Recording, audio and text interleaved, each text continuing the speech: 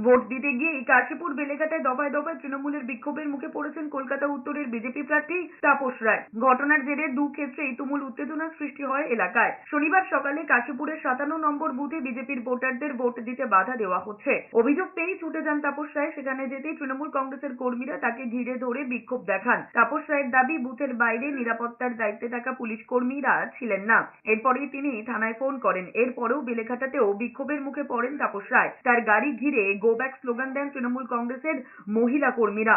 অভিযোগ, তাকে বুথে ঢুকতে বাধা দেওয়া হয়েছে। তৃণমূলের বিরুদ্ধে অভিযোগের আঙুল তুলেছেন তাপস রায়।